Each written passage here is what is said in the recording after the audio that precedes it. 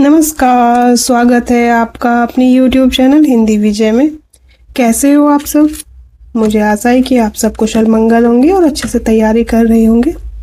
क्योंकि हम पढ़ रहे हैं हिंदी साहित्य का इतिहास, आचार्य रामचंद्र शुक्ल जी की यह पुस्तक है, उसी को हम पढ़ रहे हैं। पढ़ने का कारण ये है कि जितनी भी परीक्षाएं हैं उन परीक्षाओं में हिंदी साहित्य के इतिहास से बहुत प्रश्न पूछे जाते हैं, चाहे वो रामचंद्र शुक्ल जी के कथन हो, चाहे कुछ विशेष रचनाकारों की पंक्तियां हो, या फिर जो रामचंद्र शुक्ल जी का दृष्टिकोण हो, वहाँ से जो तथ्य निकल कर आते हैं उनसे प्रश्न बनते हैं। तो ये जो हिंदी साहित्य का इतिहास है ये बहुत महत्वपूर्ण होता है। और कई बार क्या होता है, आप पढ़ने की कोशिश करते हो, समझ नहीं आता, क्योंकि कहीं आपको क्लिष्ट भाषा लगती है, कहीं आपको घुमावदार चीज़ें लगती हैं। तो उसी के लिए हम साथ में पढ़ रहे हैं, जिससे आपको अच्छे से समझ आए और चीज़ें, मतलब जितने भी प्रश्न कहाँ से बन सकते हैं, कैसे बन सकते हैं, उन सबको हम हाईलाइट करते चले, समझते हुए चले। तो चलिए बढ़ते हैं आगे। और ये क्लास आपको पता ही है, जितनी भी हिंदी की परीक्षाएँ हैं, चाहे TGT, PGT, net, JRF, assistant professor, किसी भी स्टेट का हो, या फिर आपकी जो GDC की है, GIC, LT, सब परीक्षाओं के लिए ये महत्वपूर्ण है। तो क्योंकि हमने पिछली क्लास में पढ़ लिया था, यहाँ तक हेमचंद्र से हमें शुरू करना था। ये दो परंपराएं, उन्होंने दो बात बताई थी कि क्यों मैंने इनको लिया है। तो यहाँ से हम हेमचंद्र जी से देखने वाले थे, और हेमचंद्र जी से देखने से पहले हम फिर से इस बात को फिर से देख लेते हैं, क्योंकि रिवाइंड कर लेते हैं कि क्या हमने पढ़ा था, क्यों ये चीज़ें आई और कैसे हम आगे बढ़ रहे हैं। तो ये तो बातें दिखाने के लिए इस इतिहास में सिद्ध और योगियों का विवरण दिया गया है। कि ये जो बात बताई है उन्होंने, पहले तो ये कि ये जो है सिर्फ भाषा के कारण मैंने दिखाई कि भाषा कैसी रही थी उस समय पर। और दूसरी बात ये है कि उस समय की सांप्रदायिक प्रवृत्तियां और संस्कार कैसे थे, यानी कि उस समय की प्रवृत्तियां और जो है परंपराएं कैसी थी। ये दो बात दिखाने के लिए शुक्ल जी बोल रहे हैं, मैंने इस इतिहास ग्रंथ में ये दोनों साहित्य जो है रखे। इतिहास से सिद्ध और योगियों का विवरण मैंने दिया है। उनकी रचनाओं का जीवन की स्वाभाविक सारणियों, अनुभूति और दशाओं से कोई संबंध नहीं है। यानी कि जो रचनाएं हैं, रचनाओं का जीवन की स्वाभाविक सारणियों और अनुभूति और दशाओं से कोई संबंध नहीं है। ये सिर्फ सांप्रदायिक शिक्षा मात्र है। और ये प्रश्न मैंने आपको कई बार बताया है कि शुक्ल जी जो सिद्ध साहित्य है और नाथ साहित्य है उसको सांप्रदायिक शिक्षा मात्र मानते हैं, अतः शुद्ध साहित्य की कोटि में नहीं आते हैं। यहीं से पूछ लिया जाता है कि वे सांप्रदायिक शिक्षा मात्र है, अतः शुद्ध साहित्य की कोटि में नहीं आते। तो कौन कौन से नहीं आते हैं ये आपको बताना है। इस प्रकार से प्रश्न पूछ जाता है, यह कथन दिया जाता है कि ये कथन किसका है। उन रचनाओं की परंपरा को हम काव्य या साहित्य की कोई धारा नहीं कह सकते, अतः धर्म संबंधी रचनाओं की चर्चा छोड़ अब हम सामान्य साहित्य की जो कुछ सामग्री मिलती है उनका उल्लेख उनके संग्रहकर्ताओं रचयिताओं के क्रम में करते हैं। अब क्या बोल रहे हैं शुक्ल जी कि मैं ये जो जितनी भी जो अभी मैंने धर्म संबंधी जो रचनाएं थी उनको छोड़ देते हैं, हम चलते हैं साहित्य की तरफ, सामान्य जो साहित्य है उसकी तरफ चलते हैं। मेनली ये जो क्या है, भूमिका तैयार करने के बाद अब मेन साहित्य पर चल रहे हैं, ऐसे शुक्ल जी कह रहे हैं। अब यहीं से हमको पढ़ना था हेमचंद्र। हेमचंद्र जो है गुजरात के सोलंकी राजा सिद्धराज जयसिंह और उनके भतीजे कुमार पाल संवत 1199 से 1230 के यहाँ इतना बड़ा मान था। हेमचंद्र है, हेमचंद्र कहाँ थे? गुजरात के राजा सोलंकी थे सिद्धराज जयसिंह, उनके भतीजे थे कुमार पाल, और उनके यहाँ बड़ा मान था किसका? हेमचंद्र जी का। ये अपने समय के सबसे प्रसिद्ध जैन आचार्य थे। अब देखो ये जैन साहित्य जो है, जैन आचार्य जो हैं, कुछ कुछ जैन आचार्यों को शुक्ल जी ने इसमें ग्रहण किया है। इन्होंने एक बड़ा भारी व्याकरण ग्रंथ सिद्ध हेमचंद्र शब्दानुशासन सिद्धराज के समय में बनाया। अब इन्होंने जो है, इनका व्याकरण ग्रंथ है, सबसे पहले तो ये बात कि हेमचंद्र का ग्रंथ कौन सा है? सिद्ध हेमचंद्र शब्दानुशासन।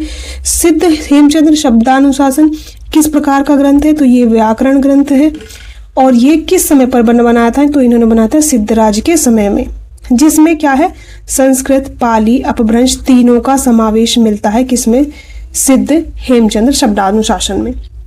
अपभ्रंश के उदाहरणों में इन्होंने पूरे दोहे या पद उद्धृत किए हैं, जिनमें से अधिकांश इनके समय से पहले के हैं। तो इन्होंने दोहे और पद्य उद्धृत किए हैं, तो ये जो है हेमचंद्र के समय से पहले के हैं ज्यादातर। कुछ दोहे देख लीजिए जो हेमचंद्र ने दिए हैं।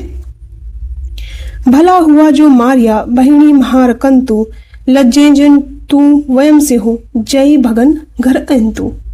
तो ये हेमचंद्र से है, ये पंक्ति पूछ ली जाती है कि ये कहाँ से ली गई, तो हेमचंद्र शब्दानुशासन। ठीक है, अब बढ़ते हैं आगे। अब इसका अर्थ क्या है कि भला हुआ जो मर गया बहन हमारा कांत यानी कि हमारा प्रिय, हमारा पति, यदि वे भागा हुआ घर आता तो मैं अपनी समवयस्काओं से लज्जित हो रही है कि अपनी सखियों से लज्जित होती, समाज से लज्जित होगी कि तुम्हारा जो प्रेमी या पति है वो कैसे भागकर आ गई। तो उस समय पर वीरता का ज़्यादा ध्यान दिया जाता था।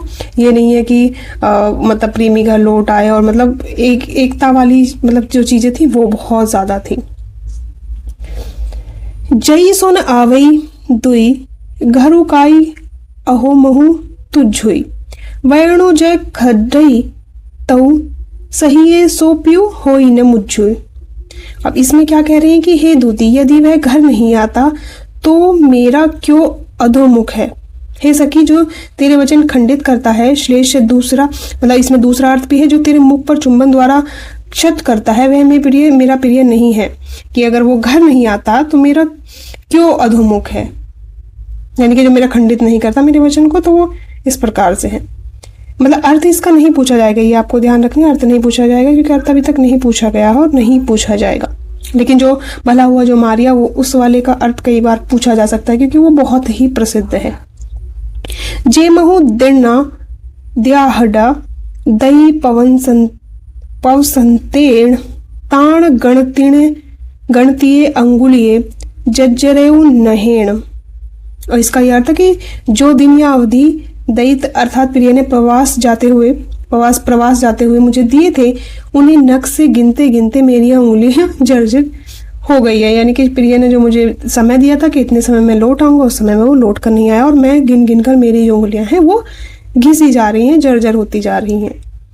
पिय संगेम का निदड़ी पयो परख्यो के मई बिन्नवी बिन्नसिया निंदन एवं तेव। और ये भी प्रमुख है, मतलब ये देखा जाए तो ये जो है हेमचंद्र के सभी महत्वपूर्ण है, लेकिन जो पहले वाला है वो सबसे ज्यादा महत्वपूर्ण है। प्रिय के संग में नींद कहाँ और प्रिय के परोक्ष में भी क्यों करावे, मैं दोनों प्रकार से विनाशिता हुई हूँ, ना तो नींद आ ही रही है, ना तो ऐसे मतलब जब वो साथ में तब नींद आ रही है, ना ही वो जब दूर है विरह में तब नींद आ रही है। अब आगे बढ़ते हैं। अपने व्याकरण के उदाहरणों के लिए हेमचंद्र ने भट्टी के समान एक द्व्याश्रय काव्य की भी रचना की है, जिसके अंतर्गत कुमारपाल चरित नामक एक प्राकृत काव्य भी है। इस काव्य में भी अपभ्रंश के पद रखे गए हैं। तो जो हेमचंद्र है उन्होंने एक भट्टी जो एक रचनाकार है, उन्हीं के समान द्व्याश्रय मतलब दो आश्रय लेकर इस प्रकार कोई काव्य लिखा जाता है, काव्य का ऐसा प्रकार होता है, तो उसके बारे में बता रहे हैं कि जिसके अंतर्गत इन्होंने कुमारपाल की रचना लिखी। तो बस इसमें आप ये याद रख सकते हैं कि भट्टी के समान एक द्व्याश्रय काव्य लिखा है जो है कुमारपाल चरित। तो ये काव्य का मतलब नाम नहीं है, उसका प्रकार है ये, और ये रचनाकार है। अब अगले आ गए हैं सोमप्रभ सूरी। सोमप्रभ सूरी भी एक जैन पंडित थे, हेमचंद्र भी और ये भी। इन्होंने संवत 1241 में कुमारपाल चरित किसका है, कुमारपाल प्रतिबोध किसका है, एक जैसी जो रचनाएं हैं वो या तो आप नोट कर लीजिए या अपने मस्तिष्क में रख लीजिए कि कौन सी किसकी है। तो कुमारपाल चरित किसकी है, कुमारपाल प्रतिबोध किसकी है। एक गद्य पद्य में संस्कृत प्राकृत काव्य लिखा, जिसमें समय समय पर हेमचंद्र द्वारा कुमारपाल को अनेक प्रकार के उपदेश दिए जाने की कथाएं लिखी हैं। यह ग्रंथ अधिकांशतः प्राकृत में ही है, बीच बीच में संस्कृत श्लोक और अपभ्रंश के दोहे आए हैं। अपभ्रंश के पदों में कुछ तो प्राचीन है और कुछ सोमप्रभ और सिद्धपाल कवि के बनाए हैं। प्राचीन में से कुछ दोहे दिए जा रहे हैं, तो ये प्राचीन जो ग्रंथ था उसमें से कुछ मतलब पद दिए हैं, और ये महत्वपूर्ण इतने नहीं है क्योंकि पुस्तक बहुत बड़ी है और बहुत सारी चीजें जो महत्वपूर्ण है उन तथ्यों को हम देख रहे हैं। अगले जो रचनाकार हैं मेरुतुंग जी है, जैनाचार्य, ये भी जैनाचार्य है। इन्होंने संवत 1361 में प्रबंध चिंतामणि, अब ये हमेशा याद रखना है, शुक्ल जी संवत में लिखते हैं और संवत से ईस्वी निकालने के लिए -57 करना पड़ता है, ये हमेशा याद रखना है। जैनाचार्य मेरुतुंग इन्होंने संवत 1361 में प्रबंध चिंतामणि नामक एक संस्कृत ग्रंथ भोज प्रबंध के ढंग का बनाया, जिनमें बहुत से पुराने राजाओं के आख्यान संग्रहित किए। इन्हीं आख्यानों के अंतर्गत बीच बीच में अपभ्रंश के पद्य भी उद्धृत हैं। जो बहुत पहले से चले आते हैं। कुछ दोहे तो राजा भोज के चाचा मुंज के कहे हुए हैं, जो हैं इनके जो दोहे हैं, तो कुछ दोहे कौन से हैं? राजा भोज के जो चाचा थे, राजा भोज थे, उनके चाचा थे मुंज के कहे हुए हैं। मुंज के दोहे अपभ्रंश या पुरानी हिंदी के बहुत ही पुराने नमूने कहे जा सकते हैं। मुंज ने जब तैलंग देश पर चढ़ाई की तब वहां के राजा तैलप ने उसे बंदी बना कर लिया और रस्सियों से बांधकर अपने यहाँ ले गया था। वहां उसके साथ तैलप की बहन मृणालवती से प्रेम हो गया, मतलब रस्सियों में बांध के ले गया और वहां पे जाके बंदी को प्रेम हो गया उसकी बहन से, जिसके यहाँ वो बंदी है। इस प्रसंग में एक दोहा है, जाली तुट्ठी की किम न हुई छरपुंज, मतलब इस प्रकार की यहाँ पर देखने को मिलता है। चलिए आगे बढ़ते हैं।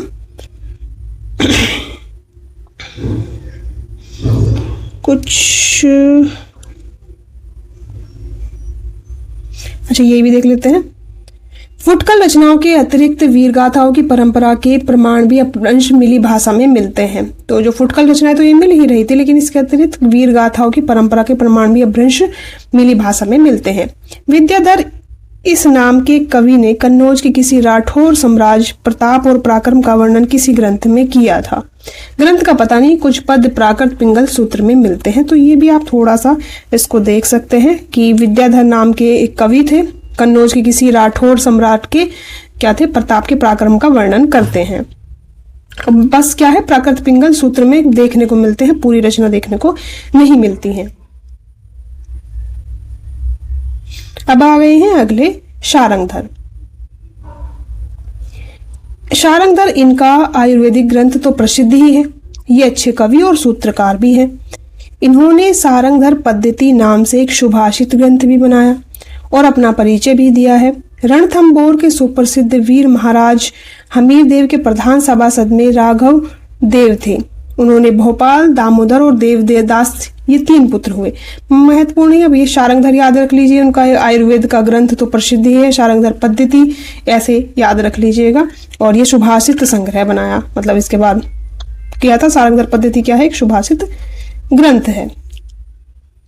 सारंगधर यहाँ से देख लीजिए, सारंगधर पद्धति में बहुत से साबर मंत्र और भाषा चित्र काव्य दिए हैं, जिनमें बीच बीच में देश भाषा के वाक्य आए हैं। उदाहरण के लिए श्रीमल देव राजा की प्रशंसा में कहा गया ये जो है श्लोक है शारंगधर जी का, नून बादल छाई खई पसरे निशान शब्द है खर। अब आगे बढ़ते हैं। परंपरा से प्रसिद्ध है कि शारंगधर ने हमीर रासो नामक एक वीर गाथा काव्य की भी भाषा में रचना की थी।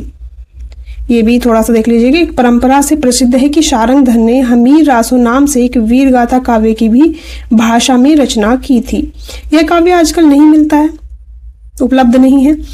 इसके अनुसार बहुत पीछे तक लिखा हुआ यह ग्रंथ हमीर रासो नाम का मिलता है, यानी कि जो हमीर रासो है तो ये हमीर रासो के नाम से मिलता है। प्राकृत पिंगल सूत्र उल्टते पलटते मुझे हमीर की चढ़ाई, वीरता आदि के कई पद छंदों के उदाहरण में मिले। मुझे पूरा निश्चय है कि ये पद असली हमीर रासो के ही हैं, अतः कुछ पद नीचे दिए हैं। ढोलिया मारियो ये प्रकार के जो है हमीर रासो से ये हैं। ये इनका अर्थ भी दिया है और बहुत ज्यादा नहीं, क्योंकि इनके अर्थ ही दिए हैं शुक्ल जी ने। जो महत्वपूर्ण रचनाएं होती हैं उनको हम देखते हुए चलते हैं, क्योंकि वहीं से प्रश्न ज्यादा पूछे जाते हैं। पूछने के लिए बहुत ज्यादा डीपली भी पूछ लिया जाता है, लेकिन बहुत ज्यादा डीपली अगर पूछेंगे तो आप याद भी कर लेंगे तब भी छूटेगा ही। फिर भी कोशिश करते हैं कि ज्यादा से ज्यादा तथ्य हम लेकर ही चलें। देखते हैं, अपभ्रंश की रचनाओं की परंपरा यही समाप्त होती है। तो अपभ्रंश की रचनाओं की परंपरा तो यही समाप्त हो गई। यद्यपि 50-60 वर्ष पीछे विद्यापति ने बीच बीच में देश भाषा के कुछ पद्य रखकर अपभ्रंश में 2 छोटी छोटी पुस्तकें लिखी थी। यानी कि अपभ्रंश रचनाओं की परंपरा तो यही समाप्त हो गई। यहाँ से अपभ्रंश साहित्य जो है हमारा यहीं पे कंप्लीट हो जाता है। लेकिन बोल रहे हैं कि जो परंपरा है उसकी 50-60 साल भी विद्यापति के पदों में भी देखने को मिली थी, क्योंकि विद्यापति ने कुछ पद्य रखकर अपभ्रंश में 2 छोटी छोटी पुस्तकें लिखी, पर उस समय तक अपभ्रंश का स्थान देश भाषा ले चुकी थी। प्रसिद्ध भाषा तत्वविद सर जॉर्ज गियर्सन जब विद्यापति के पदों का संग्रह कर रहे थे, उस समय उन्हें पता लगता था कि कीर्तिलता कीर्तिपता नाम की प्रशस्ति संबंधी 2 पुस्तकें हैं। तो ये कीर्तिलता, कीर्तिपता। लेकिन जब हम विद्यापति जी को पढ़ेंगे तो वो सारी जो तथ्य हैं शुरू मतलब हो जाएंगी। लेकिन जब ये यहाँ नाम उल्लेख हो गया तो एक बार फिर यहाँ पर हम देख लेते हैं। तो